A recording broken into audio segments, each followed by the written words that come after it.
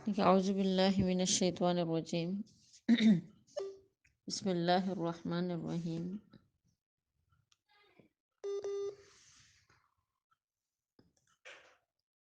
وَإِذْ يَرْفَعُ إِبْرَاهِيمُ الْقَوَاعِدَ مِنَ الْبَيْتِ وَإِسْمَاعِیل، اور وہ وقت یاد کرو کہ جب اٹھا رہے تھے حضرت ابراہیم علیہ السلام القواعد بنیادیں، و اسماعیل اور حضرت اسماعیل علیہ السلام، جب حضرت ابراہیم اور اسماعیل علیہ السلام بنیادیں اٹھا رہے تھے بیت اللہ کی، تو ساتھ ساتھ یہ دعا مانگ رہے تھے کہ ربنا تقبل منا انک انت السمیع العلیم، اے ہمارے پروردگار ہم سے قبول فرما، بے شک تو ہی سننے اور جاننے والا ہے۔ تو انشاءاللہ اس میں تھوڑی ذرا کچھ تفصیلات ہیں، اس کو میں پہلے سمجھاتی ہوں، پھر آگے سبق دیکھتے ہیں ساتھ ساتھ۔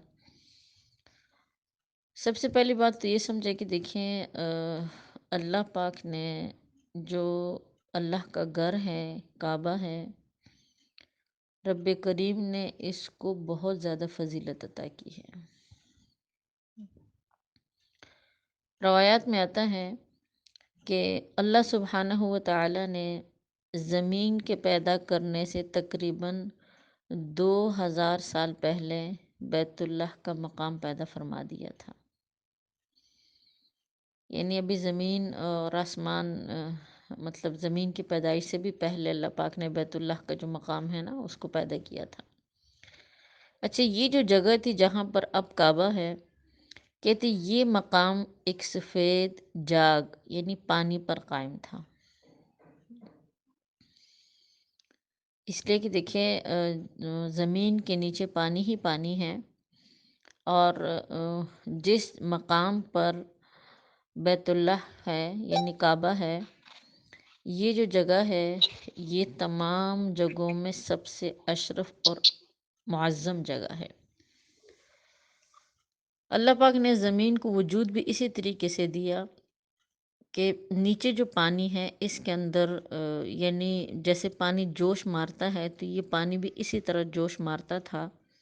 اب اگر پانی کو ہم بوائل کرنے کے لیے رکھ دیتے ہیں تو آپ لوگوں نے نوٹ کیا ہوگا کہ اس کے اوپر سفید سی جاگ آنا شروع ہو جاتی ہے، سفید سفید سے داغ آنا مطلب شروع ہو جاتے ہیں۔ تو اسی طرح دیکھیں جو اللہ پاک نے اس پانی کو حکم دیا جو زمین کے نیچے ہے، اس پانی نے جوش مارا، اور سب سے پہلے زمین کا جو حصہ وجود میں آیا وہ کعبۃ اللہ کی جگہ ہے۔ سب سے پہلے ہی نہیں وہ جگہ وجود میں آئی، زمین کی پیدائش سے تقریباً 2000 سال پہلے وہ جگہ وجود میں آئی تھی، اور اسی کے ساتھ ساتھ پھر اللہ پاک نے اسی کے نیچے زمین بچھا دی۔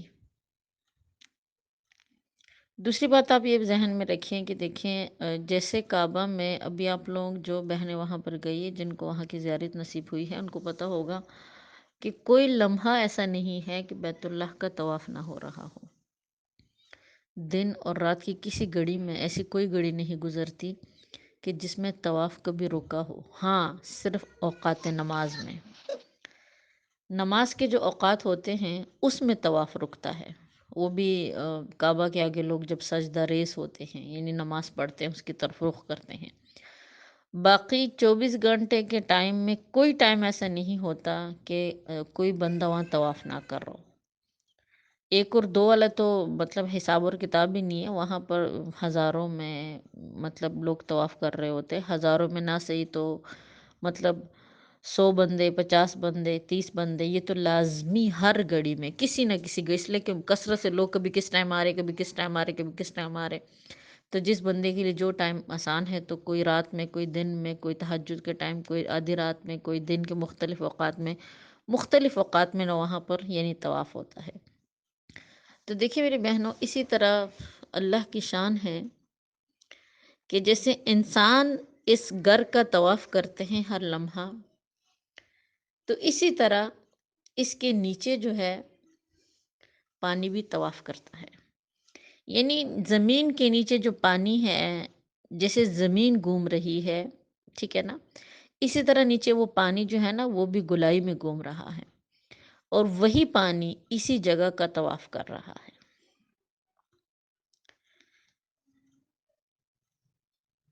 اللہ پاک نے اسی کے نیچے زمین بچھائی ہے۔ پھر جب زمین بچھائی گئی، اللہ رب العزت نے آدم علیہ السلام کو زمین پر اتارا۔ آدم علیہ السلام کا زمین پر آنا بھی ایک تفصیل واقعہ ہے جس کا ذکر پیچھے ہم پڑھ چکے ہیں۔ تو کہتے ہیں جب آدم علیہ السلام زمین پر آئے تو انہیں بڑی وحشت ہوئی، گھبراہٹ ہوتی تھی۔ ایک دن اللہ رب العزت سے عرض کیا کہ یا اللہ، جنت میں تو مجھے بہت سکون تھا، لیکن یہاں پر آ کے مجھے سکون میسر نہیں ہے، مجھے وحشت ہوتی ہے۔ تو کہتے اللہ رب العزت نے جنت کے یاقوت کا بنا ہوا بیت المعمور زمین پر اتارا۔ ٹھیک ہے نا، بیت المعمور وہ جگہ ہے، سیم محاذات میں کعبہ کے بالکل محاذات میں اوپر فرشتوں کا کعبہ ہے، اس کو کہا جاتا ہے بیت المعمور۔ ٹھیک ہے نا، یعنی آدم علیہ السلام جب دنیا میں آئے تھے اور اللہ کا کوئی گھر دنیا پر نہیں تھا تو ان کو وحشت ہوتی تھی۔ اور یہ دیکھیں، یہ اتفاق نہیں ہے، یہ حقیقت ہے۔ اگر اللہ کے گھر اس دنیا پر نہ ہوتے، اسی طرح اللہ کا نام لینے والا کوئی اس دنیا میں نہ ہوتا، تو اس دنیا میں رہنا انسانوں کا بڑا مشکل ہوتا، بے سکونی ہوتی، ہر وقت کسی چیز میں برکت نہ ہوتی۔ جیسے آپ کو پتہ آنے والا وقت جو ہے وہ آہستہ آہستہ ہم نیکیوں سے دور ہوتے جا رہے ہیں، تو آہستہ آہستہ پھر زندگیوں میں برکت نہیں، صحت میں برکت نہیں، رزق میں برکت نہیں۔ ہر انسان کو کسی نہ کسی پریشانی میں، کوئی بندہ مبتلا ہے، کوئی ڈپریشن میں مبتلا ہے، کوئی کسی نہ کسی تکلیف میں مبتلا ہے۔ تو اللہ پاک نے اپنے نام کے ساتھ سکون رکھا ہے، اسی چیز کی حقیقت رب کریم نے قرآن کے اندر واضح کی ہے۔ الا بذکر اللہ تطمئن القلوب، اگر تم اطمینان چاہتے ہو، دلوں کا سکون چاہتے ہو، جو تمہیں سکون سے نیند آتی ہے، جو تم اتنے سکون سے کھاتے پیتے ہو، تو اس کا تعلق اللہ کے ذکر کے ساتھ ہے، اللہ کے نام کے ساتھ ہے۔ اللہ کا نام بہت ہی بابرکت ہے، بہت ہی زیادہ، اس سے سکون ملتا ہے انسان کو۔ تو آدم علیہ السلام بھی جب دنیا میں آئے تو اللہ کا کوئی گھر دنیا میں نہیں تھا، ظاہری بات ہے، تو انہیں بھی وحشت ہوتی تھی، حالانکہ اللہ کے پیغمبر تھے، اللہ کے ساتھ ایک خصوصی تعلق تھا، لیکن اس کے باوجود انہیں وحشت ہوتی تھی۔ تو اس لیے اللہ پاک نے ان کو اطمینان عطا کرنے کے لیے ایک مخصوص جگہ جس کو بیت المعمور کہا جاتا ہے، وہ بیت اللہ کے بالکل اسی جگہ پر اتار کے رکھ دی۔ بیت المعمور فرشتوں کا کعبہ ہے، اس کے جو دروازے ہیں نا، یہ بھی مطلب زمرد کے بنے ہوئے ہیں۔ اور حکم ہوا آدم علیہ السلام کو کہ ہم نے تمہارے لیے یہ گھر اتارا ہے، اس کا تم ایسے ہی طواف کرو جیسے عرش کے گرد کرتے تھے، اور اس کے پاس اسی طرح نماز پڑھو جیسے میرے عرش کے پاس تم نماز پڑھتے تھے۔ اور اسی وقت رب اللہ پاک نے حجر اسود بھی اتارا۔ اچھا، اس وقت یہ پتھر جو تھا نا حجر اسود، ابھی تو بہت کالا سیاہ ہمیں نظر آتا ہے، لیکن یہ بالکل روشن سفید تھا، لیکن کثرت سے چھونے کی وجہ سے یہ بالکل اس کا رنگ چینج ہو گیا، کالا سیاہ ہو گیا۔ بلکہ حدیث مبارکہ میں آتا ہے کہ لوگوں کے گناہوں کو چوسنے کی وجہ سے جو ہے نا، اس کا رنگ بالکل کالا سیاہ ہو گیا ہے۔ آدم علیہ السلام کہتی یہ حکم سنتے ہی ہند سے، اس لیے کہ اللہ پاک نے ان کو مقام ہند پر اتارا تھا، ہند سے مکہ کو پیدل تشریف لائے۔ اللہ تعالیٰ نے ایک فرشتے کے ذریعے انہیں بیت اللہ کا راستہ بتایا۔ انہوں نے کہتے مکہ پہنچ کر بیت اللہ کا حج کیا، طواف کیا، تمام طریقے حج کے ادا کیے۔ جب حج سے فارغ ہوئے تو کہتے فرشتوں نے کہا آدم تمہارا حج قبول ہو، اور ساتھ ہی بھی کہا کہ ہم اس گھر کا آپ سے 2000 سال پہلے ہی حج کر چکے ہیں۔ تو اس سے دیکھیے ایک تو آپ کو کیا بات معلوم ہوئی کہ جو کعبہ ابھی ہمیں نظر آ رہا ہے، اس سے پہلے اسی جگہ پر آسمانوں میں فرشتوں کا جو کعبہ ہے نا، وہ یہاں پر تھا۔ ایک تو یہ بات ذہن میں آپ رکھیں، ٹھیک ہے نا۔ عبداللہ بن عباس رضی اللہ تعالیٰ عنہ فرماتے ہیں کہ آدم علیہ السلام نے ہند سے مکہ تک پیدل چل کر تقریباً 40 حج کیے تھے، یعنی ہر سال وہ پیدل چل کر آتے تھے اور 40 حج کر انہوں نے تقریباً اپنی زندگی میں کی۔ بہرحال مختصراً قصہ بیان کرتی ہوں کہ طوفان نوح تک بیت المعمور اسی طرح قائم رہا۔ تو طوفان نوح کے بارے میں انشاءاللہ آگے ہم تفصیلات پڑھیں گے، لیکن اتنا آپ سب بہنوں کو اندازہ ہوگا کہ طوفان نوح مخصوص جگہ پر نہیں، پوری دنیا پر آیا تھا۔ نوح علیہ السلام کے دور میں جو طوفان آیا تھا، تو کہتے کہ جب طوفان آیا دنیا پر، تو اللہ پاک نے فرشتوں کو حکم دیا کہ بیت المعمور کو اٹھا کر چوتھے آسمان پر رکھ دو تاکہ یہ طوفان سے محفوظ رہے۔ تو اللہ پاک نے اس کو چوتھے آسمان پر اٹھا لیا۔ اب ہر دن اس میں 70,000 فرشتے زیارت کے لیے جاتے ہیں، ہر دن اندازہ لگائیے آپ، ہر روز 70,000 فرشتے زیارت کے لیے جاتے ہیں اور پھر لوٹ کر نہیں آتے۔ یعنی کہنے کا مطلب یہ ہے کہ جس فرشتے نے ایک دفعہ اس جگہ کی زیارت کر لی، دوبارہ اس کو موقع نہیں ملتا زیارت کرنے کا۔ دوسرے دن اسی طرح 70,000 فرشتے پھر جاتے ہیں اور اسی طرح ہمیشہ آتا رہیں گے۔ اور اس ٹائم کہتے جبرائیل علیہ السلام کو اللہ پاک نے حکم دیا کہ حجر اسود کو کوہ ابو قبیس میں چھپا دو، اس لیے کہ حجر اسود بھی اسی ٹائم اتارا گیا تھا۔ کوہ ابو قبیس ایک پہاڑ کا نام ہے، کہتے اس کے اندر حجر اسود کو چھپا دو تاکہ طوفان نوح میں غرق ہونے سے محفوظ ہو جائے۔ پھر حضرت ابراہیم علیہ السلام کے زمانے تک بیت اللہ کی جگہ بالکل خالی رہی، ٹھیک ہے نا۔ طوفان نوح کے بعد سے لے کر ابراہیم علیہ السلام کے آنے تک بیچ میں جتنا بھی ٹائم گزرا، وہ کتنا ٹائم تھا وہ اللہ کو علم ہے اس کا کہ وہ کتنا ٹائم تھا، لیکن اس پورے ٹائم میں وہ جو جگہ تھی وہ خالی رہی۔ بیت المعمور کو اللہ نے اوپر اٹھا لیا، اب وہ جگہ خالی رہی۔ پھر حضرت اسماعیل علیہ السلام اور اسحاق علیہ السلام جب پیدا ہوئے، تو اللہ پاک نے ابراہیم علیہ السلام کو بیت اللہ بنانے کا حکم فرمایا۔ اچھا، یہ واقعہ میں آپ کو مختصراً سنا رہی ہوں، یہ بات بھی آپ ذہن میں رکھیں، اس لیے کہ اسماعیل علیہ السلام اور حاجر علیہ السلام کو ابراہیم علیہ السلام نے اس جگہ پر چھوڑا تھا، اس ٹائم وہاں پر کچھ نہیں تھا۔ یہ تفصیلات وقتاً فوقتاً آئیں گی، لیکن ابھی آیت کے موافق میں آپ کو تشریح کروا رہی ہوں۔ اللہ پاک نے ابراہیم علیہ السلام کو حکم دیا کہ اس جگہ پر ایک گھر بنائیں، بیت اللہ کی جگہ بتائی کہ اس جگہ پر آپ گھر بنائیں۔ حضرت ابراہیم علیہ السلام نے بیت اللہ بنایا۔ ابراہیم علیہ السلام بیت اللہ بناتے گئے، اسماعیل علیہ السلام آپ کی مدد کرتے رہے اور اللہ سے اب دعا مانگتے رہے، ربنا تقبل منا انک انت السمیع العلیم، یا اللہ یہ جو ہم محنت کر رہے ہیں اس کو تو قبول فرما۔ اچھا، ساتھ ساتھ آپ کو یہ بات بھی بتاؤں کہ دیکھیے کعبہ کی تعمیر جو ہے نا، یہ 10 دفعہ ہوئی، اس بات کو ذہن میں رکھنا۔ علامہ ابن حجر عسقلانی رحمہ اللہ فرماتے ہیں کہ کعبہ کی جو تعمیر ہے وہ 10 مرتبہ ہوئی۔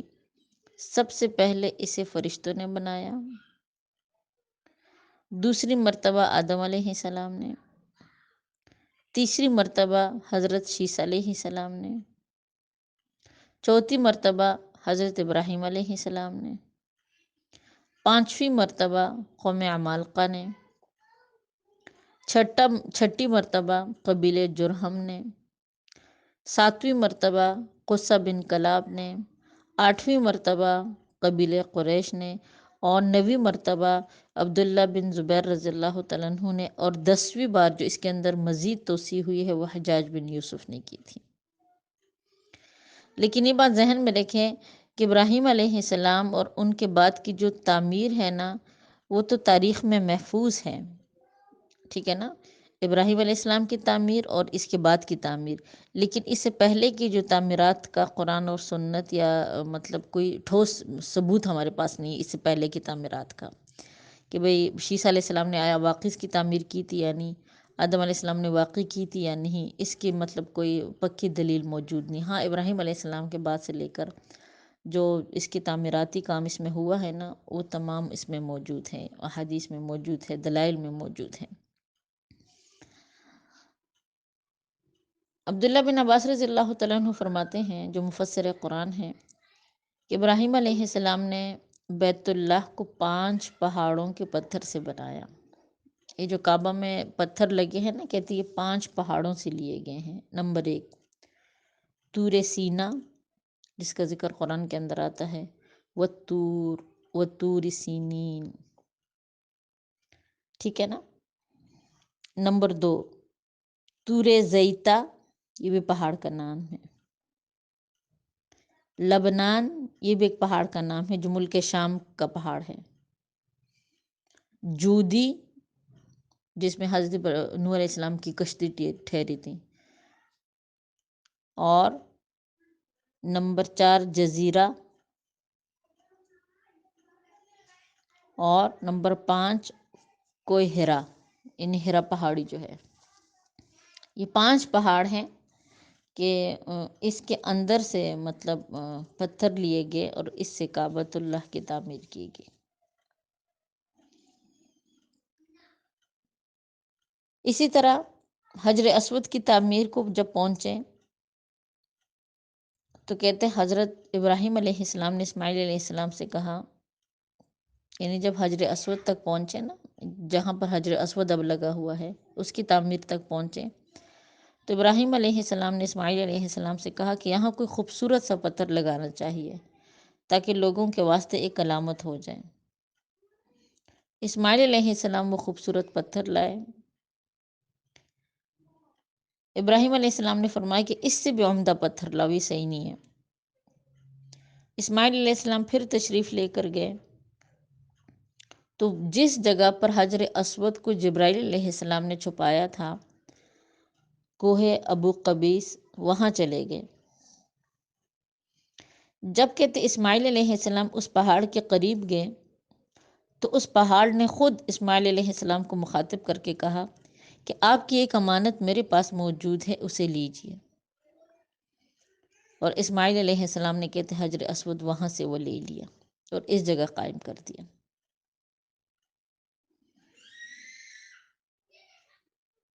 سمجھ آ رہی ہے نا. اور اس جگہ پر پھر جہاں پر حجر اسود اب لگا ہوا ہے تو وہاں پر یعنی اس کو لگا دیا. اور یہ کام کرتے ہوئے ساتھ ساتھ اللہ سے دعا مانگ رہے تھے. کیا دعائیں مانگ رہے تھے؟ دعاؤں کو توجہ سے سنیے گا. سب سے پہلے دیکھیں انہوں نے اپنے عمل کی قبولیت کی دعا مانگی. ربنا تقبل منا انک انت السمیع العلیم، اللہ ہماری اس محنت کو قبول فرما. یا اللہ تو قبول کرنے والی ذات ہے، تو سننے والی ذات ہے، تو جاننے والی ذات ہے. دوسری دعا انہوں نے مانگی اللہ سے، ربنا وجعلنا مسلمین لک، اے ہمارے پروردگار ہم کو اپنا فرما بردار بنا. یا اللہ ہمیشہ خالص ہمیں اپنا فرما بردار بنا، یعنی یا اللہ ہمیں اپنے حکموں کا خالص فرما بردار بنا. اس آیت کی تشریح میں آپ صلی اللہ علیہ وسلم نے فرمایا کہ مسلمان وہ ہے کہ جس کے ہاتھ اور زبان سے مسلمان محفوظ ہو. اور ساتھ ساتھ دیکھیے پھر اس دعا مانگتے ہیں وَمِن ذُرِّيَّتِنَا أُمَّةً مُسْلِمَةً لَكَ، اللہ ہماری نسل میں بھی ایک گروہ پیدا فرما جو آپ کی فرما بردار ہو. وَأَرِنَا، یا اللہ تو ہمیں سکھا دے یا ہمیں دکھا دے، ہمیں بتلا دے، مناسکنا ہمارے عبادت کے طریقے. مناسک سے مراد ہے دین کے احکام، حج کے ارکان. اس لیے کہ دیکھیں حج میں اکثر مشقت ہوتی ہے. ابراہیم اور اسماعیل علیہ السلام کی یہ دعا اللہ پاک نے قبول فرمائی۔ جبرائیل علیہ السلام نے بے حکم الافی یعنی اللہ کے حکم سے عرفہ کے دن تمام حج کے طریقے ان کو بتلا دیے۔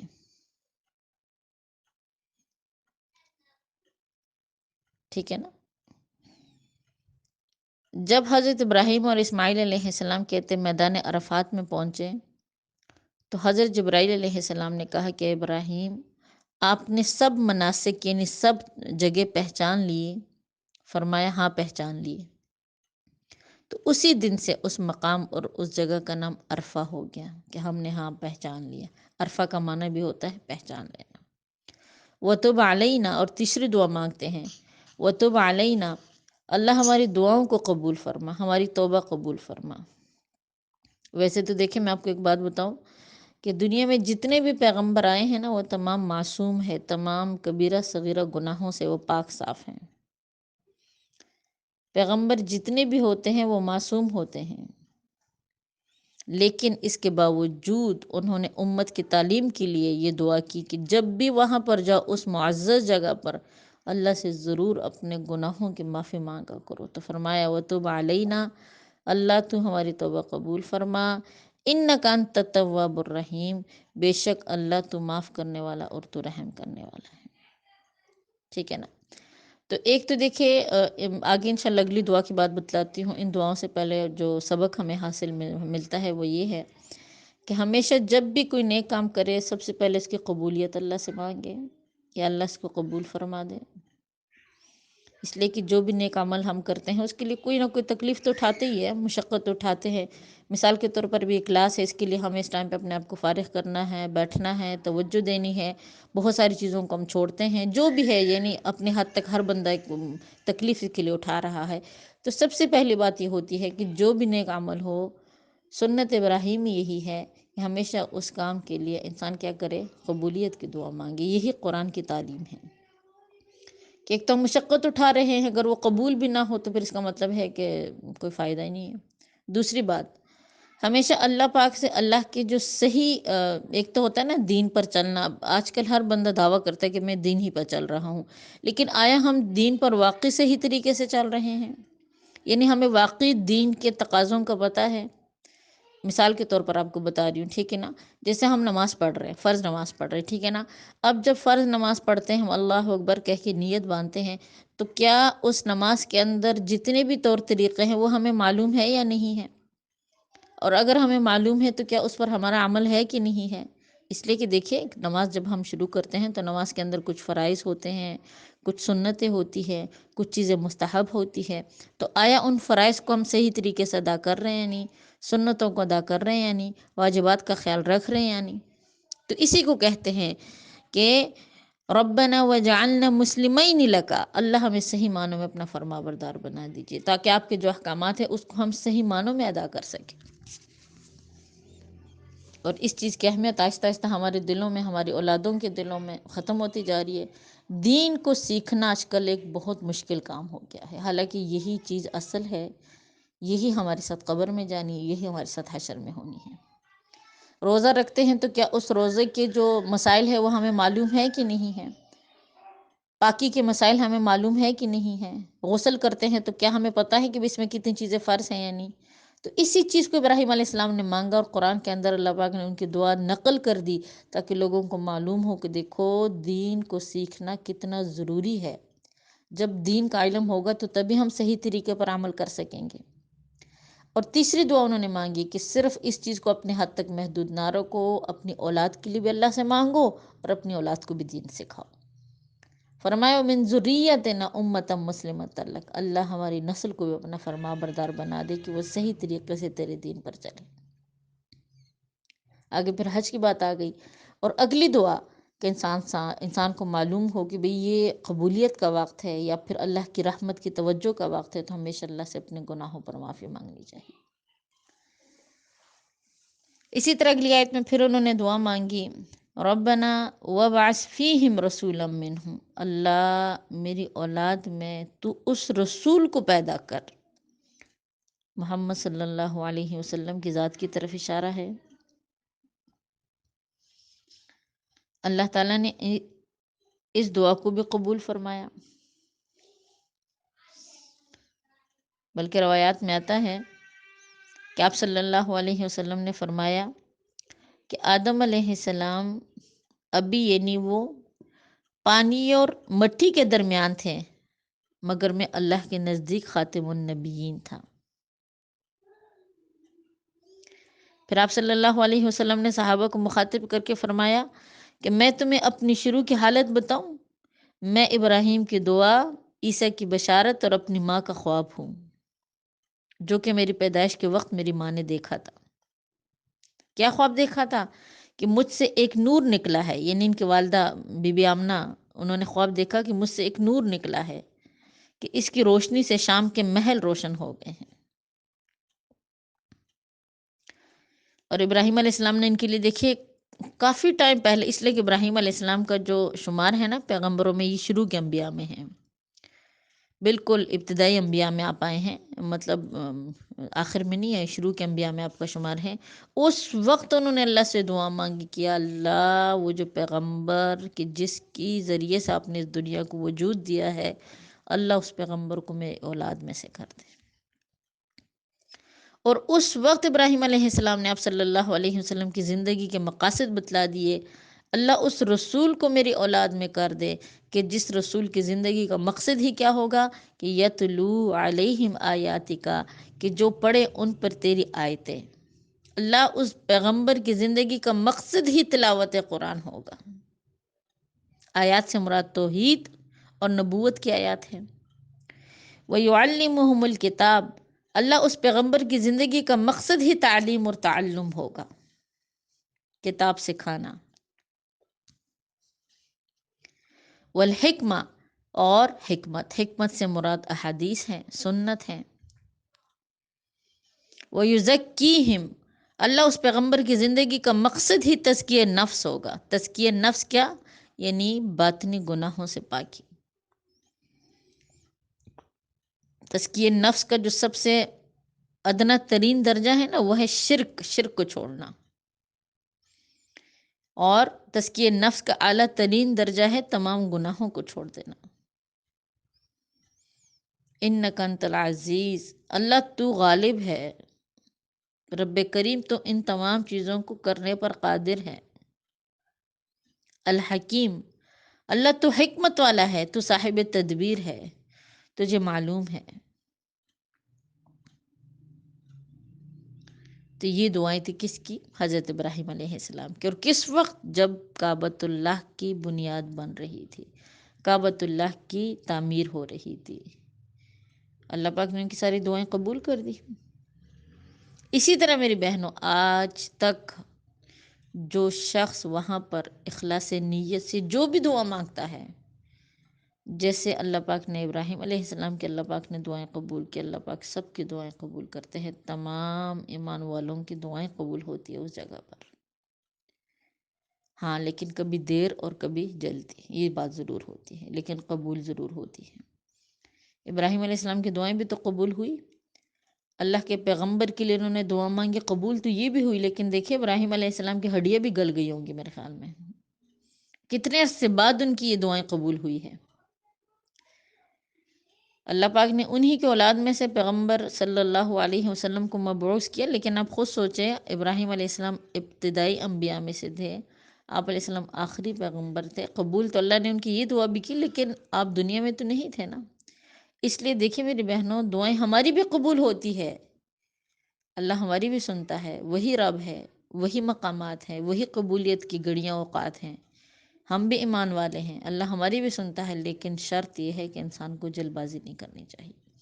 جب ہمارے حق میں جو چیز بہتر ہوتی ہے رب کریم عطا کرتے ہیں، چاہے ہم دنیا میں ہو چاہے ہم دنیا میں نہ ہو۔ آگے فرمائیں کہ وَمَن يَرْغَبْ عَن مِلَّةِ ابراہیم، کون پسند نہ کرے گا دین ابراہیم کو، یعنی ابراہیم علیہ السلام کی ملت سے تو کوئی شخص بھی اعراض نہیں کرتا، الا من سفیہ نفسا، مگر بے وقوف۔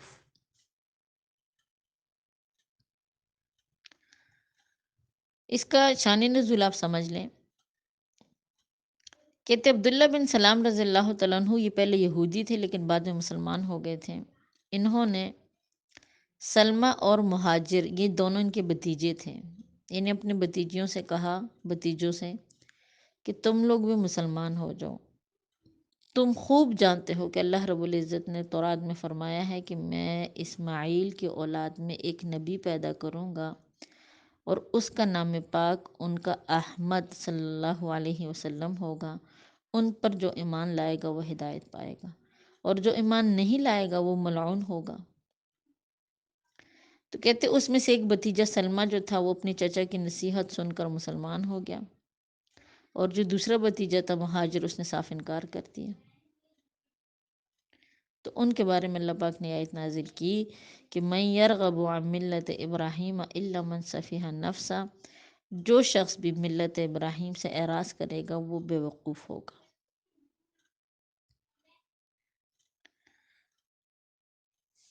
یعنی وہ اپنا نقصان خود ہی کرے گا، وہ کیا ہوگا؟ وہ بے وقوف ہوگا۔ وَلَقَدِ اصْطَفَيْنَاهُ فِي الدُّنْيَا، اس لیے کہ ہم نے ان کا انتخاب دنیا میں کر لیا ہے، یعنی خلیل کے معزز خطاب سے مشرف فرمایا ہے، ہم نے حضرت محمد صلی اللہ علیہ وسلم کا خطاب کر لیا ہے۔ وَإِنَّهُ فِي الْآخِرَةِ لَمِنَ الصَّالِحِينَ، اور بے شک ابراہیم علیہ السلام آخرت میں نیکوکاروں میں سے ہوں گے۔ اسی طرح دیکھیں میری بہنوں، روایات میں آتا ہے، قرآن میں تو دیکھیے یہ بات ہے کہ جس میں اللہ پاک نے واضح طور پر فرمایا ہے کہ وَمَن يَرْغَبْ عَن مِلَّةِ إِبْرَاهِيمَ إِلَّا مَن سَفِهَ نَفْسَهُ، کہ بے وقوف وہی شخص ہے کہ جس نے اپنے آپ کو، یعنی بے وقوف وہی ہے کہ جس نے ملت ابراہیم سے اعراض کیا۔ تو سمجھدار کون ہے؟ تو حدیث پاک میں اللہ کے پیغمبر صلی اللہ علیہ وسلم نے فرمایا من عرف نفسہ فقد عرف ربہ، کہ جس شخص نے اپنے آپ کو پہچان لیا تو اس نے اپنے رب کو پہچان لیا۔ معنی یہ ہے کہ جس نے اپنے نفس کی حقیقت جان لی کہ یہ ایک مطلب ممکن شے ہے، مطلب انسان اب اپنے آپ کو سمجھنا ایک ممکن بات ہے، تو فرمایا کہ اس نے حقیقت میں رب کو پہچان لیا۔ روایت میں آتا ہے کہ اللہ پاک نے حضرت داؤد علیہ السلام کو وہی فرمائی کہ داؤد اپنے نفس کو پہچان، پھر تم مجھ کو پہچان لے گا۔ تو کہتے داؤد علیہ السلام نے عرض کیا کہ پروردگار، اپنے آپ کو میں کیسے پہچانوں، تاکہ پھر آپ کو، اور آپ کو میں کس طرح پہچانوں؟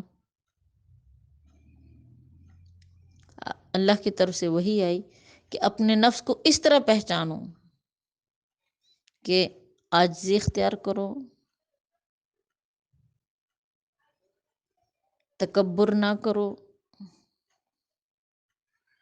اپنے دل کے اندر بڑا پن پیدا نہ کرو، اور ہمیں اس طرح پہچان لو گے جب تم خود اپنے آپ کو عاجز کہو گے تو ہمیں پھر ظاہری بات ہے بڑا سمجھو گے، جب تم تکبر نہیں کرو گے تو ہماری ذات تمہارے سامنے بہت بلند ہوگی۔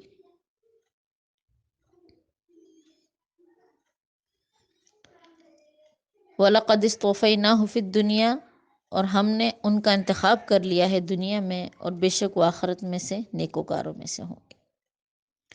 وَإِذْ قَالَ لَهُ رَبُّهُ أَسْلِمْ، اور جب ان سے کہا ان کے رب نے کہ فرما بردار ہو جاؤ، قَالَ أَسْلَمْتُ لِرَبِّ الْعَالَمِينَ، تو ابراہیم علیہ السلام نے عرض کیا کہ میں نے اپنے تمام کام اللہ کے سپرد کر دیے۔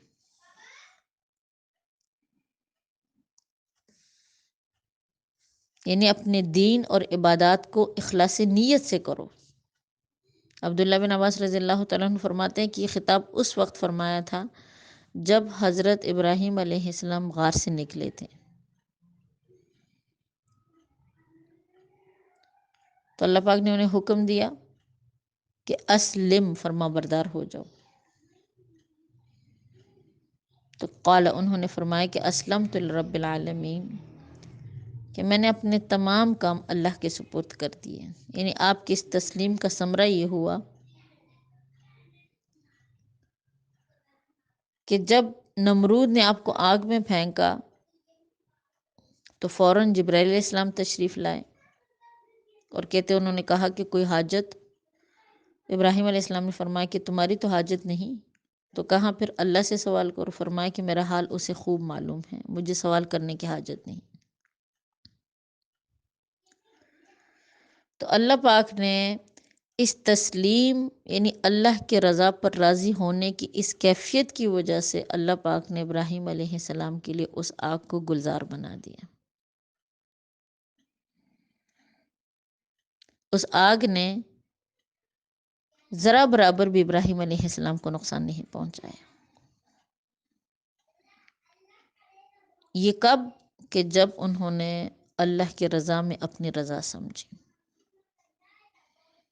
اسی کو کہا جاتا ہے رضا بالقضا. اللہ کے ہر فیصلے میں آپ کو راضی کرنا. وَوَصَّى بِهَا ابراہیم، اور وصیت کر گئے ابراہیم علیہ السلام بنی ہی اپنے بیٹوں کو. اچھا، یہاں پر آپ یہ بات سمجھے کہ دیکھیے ابراہیم علیہ السلام کے 8 بیٹے تھے. اسماعیل علیہ السلام اور ان کی والدہ، ان کا نام تو ہاجرہ تھا، ٹھیک ہے نا. ہاجرہ سے ایک ہی بیٹا ان کا تھا، وہ تھا اسماعیل. دوسرے تھے اسحاق. اسحاق علیہ السلام، ان کی والدہ کا نام سارہ تھا. لیکن ان دونوں کے علاوہ سارہ کا بھی ایک ہی بیٹا تھا، وہ یہی اسحاق علیہ السلام. باقی 6 بیٹے جو تھے نا، وہ ان کی ایک اور بیوی تھی، ان سے تھا. قنطورہ نام تھا ان کا. جو تیسری بیوی تھی نا، ان کا نام قنطورہ تھا، کنعان کی رہنے والی تھی. کہتے سارہ علیہ السلام کی وفات کے بعد ابراہیم علیہ السلام نے انہی سے نکاح کیا تھا. حضرت حاجر علیہ السلام نے تو زیادہ ٹائم وہ دنیا میں نہیں رہی، یعنی ان کا انتقال جلدی ہو گیا تھا. پھر اس کے بعد سارہ علیہ السلام کا انتقال ہو گیا تھا، اور اس کے بعد پھر انہوں نے قنطورہ اس بیوی سے نکاح کیا تھا. باقی جو 6 بیٹے ان کے تھے نا، وہ ان سے تھے. لیکن اللہ پاک نے چنا کس کو؟ اسحاق اور اسماعیل علیہ السلام کو نبوت کے لیے. تو اسی چیز کو یہاں پر ذکر کیا گیا ہے کہ وہ وَصَّى بِهَا ابراہیم، اسی کی وصیت کر گئے ابراہیم علیہ السلام بنی ہی اپنے بیٹوں کو. وَيَعْقُوبُ، اور یعقوب نے بھی یہی وصیت کی. جو ابراہیم علیہ السلام نے وصیت کی تھی، وہی یعقوب علیہ السلام نے وصیت کی تھی.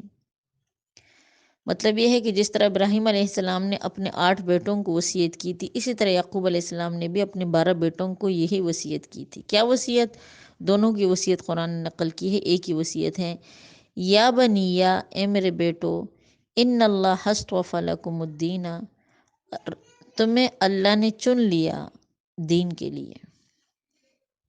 یعنی اللہ نے تمہیں توفیق دی ایمان کی، اسلام کی. فلا تموتن الا وانتم مسلمون، سو تم مسلمان ہو کر ہی مرنا. کیا مطلب؟ یعنی ایسی حالت میں مرنا کہ خالص مومن ہو،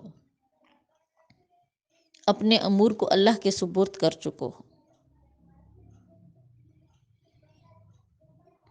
مطلب یہ ہے کہ دیکھو، ہوشیار رہو، اسلام اور اللہ کی رضا کو کسی وقت ہاتھ سے مت جانے دینا، اور کسی ٹائم بھی اسلام کو چھوڑنا بھی نہیں.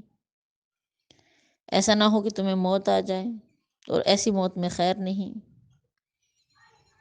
کیا مطلب؟ دیکھیں، کہنے کا مقصد یہ ہے کہ گناہوں میں ملوث نہ ہو. اس لیے کہ جب تم لوگ گناہوں میں ملوث ہو گئے تو پھر ظاہری بات ہے وہ اس موت میں خیر نہیں. حدیث پاک میں آتا ہے، آپ صلی اللہ علیہ وسلم نے فرمایا کہ جب کوئی مومن زنا کرتا ہے تو جتنی دیر میں وہ اس گندے فعل میں مبتلا ہوتا ہے تو ایمان اس کے دل سے نکل کر اس کے سر پر گھوم رہا ہوتا ہے. جب کوئی مومن بندہ چوری کر رہا ہوتا ہے تو جتنی دیر وہ اس کام میں مشغول ہوتا ہے، اتنی دیر ایمان اس کے دل سے نکل کر اس کے سر کے اوپر گھوم رہا ہوتا ہے. تو دیکھیے میری بہنوں، جب ہم گناہوں میں ملوث ہوتے ہیں نا، تو اس وقت ہم ایمان کی حالت میں ہوتے ہی نہیں ہیں، ایمان ہمارے سروں کے اوپر گھوم رہا ہوتا ہے۔ جب اپنے اس گناہ سے ہم فارغ ہوتے ہیں نا، تو ایمان واپس آ کر ہمارے دل کے اندر سما جاتا ہے، لیکن اس سے ایمان کی جو نورانیت ہے وہ اتنی کمزور ہو جاتی ہے کہ بعض اوقات وہ ایمان اس حد تک کمزور ہو جاتا ہے کہ وہ ہمیں گناہوں سے روکتا نہیں اور ہمیں نیکیوں پر آمادہ نہیں کرتا، اور ہماری یہی حالت ہے۔ گناہوں میں ہمیں لطف ملتا ہے، مزہ آتا ہے، نیکیاں کرنے سے ہمارا جی گھبراتا ہے، تو یہ ہمارے ایمان کی کمزوری کی علامت ہے۔ کثرت گناہ سے انسان کا ایمان کمزور ہوتا ہے، اس لیے کہ وہ بار بار ہمارے قلب سے نکلتا ہے، بار بار ہمارے قلب سے نکلتا ہے، اور جب واپس آتا ہے تو اس کی نورانیت مان پڑ جاتی ہے۔ تو اسی وجہ سے دیکھیے، گناہ کی حالت میں اگر موت آتی ہے تو وہ ایسی نعوذ باللہ حالت ہوتی ہے کہ گویا انسان ایمان کی حالت میں ہوتا ہی نہیں ہے۔ تو اسی وجہ سے ان عظیم پیغمبروں نے اپنی اولاد کو کیا نصیحت کی؟ فَلَا تَمُوتُنَّ إِلَّا وَأَنْتُمْ مُسْلِمُونَ، کبھی بھی کسی ایسی حرکت میں مبتلا نہ ہونا کہ تمہارے سینوں کے اندر ایمان نہ ہو اور تم پر موت آ جائے۔ ہمیشہ اللہ کے حکم کے آگے سر جھکائے رکھنا، تاکہ تمہیں موت بھی ایمان کی حالت میں ہے۔ اسی وجہ سے آپ صلی اللہ علیہ وسلم نے فرمایا کہ ہمیشہ اللہ سے مانگو، اللہ ایمان کی حالت میں موت عطا فرما دے، یعنی ہم کبھی ایسی کیفیت میں نہ ہو، ایسے گناہ میں مشغول نہ ہو کہ گناہوں کی حالت میں ہمیں موت آئے اور اس ٹائم ایمان ہمارے قلب سے باہر پھر رہا ہو۔